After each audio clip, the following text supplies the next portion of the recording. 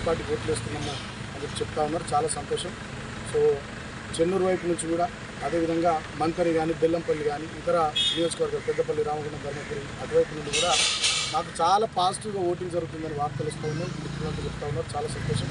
ప్రజలందరినీ నేను కూడా కోరుతా ఉన్నా, ఎందుకంటే సాయంత్రం 4 వరకు జరిగే పోలింగ్లో అందరూ పాల్గొనండి.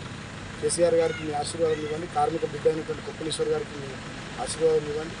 సో రాబోయే రోజుల్లో మీకు మరింత సేవ చేస్తాం, ఇంకా మంచిగా కష్టపడతాం, ప్రజల పక్షాన పనిచేస్తామని చెప్పి సందర్భంగా తెలియజేస్తూ, సో అన్ని రకాలుగా ఎన్ని ప్రలోభాలకు గురి చేయాలని, ఎన్ని కుట్రలు చేయాలని, ఇతరత్ర అనేక రకాలైనటువంటి ఒత్తిళ్ల ద్వారా ఏదో ఓటింగ్ను ప్రభావితం చేయాలని అధికార కాంగ్రెస్ పార్టీ చూసినప్పటికీ కూడా ఇవాళ నేను అనుకోవడం, if I'm not wrong, Congress party డెఫినెట్గా పెద్దపల్లి పార్లమెంట్ నియోజకవర్గంలో 3rd ప్లేస్కి పోతుంది.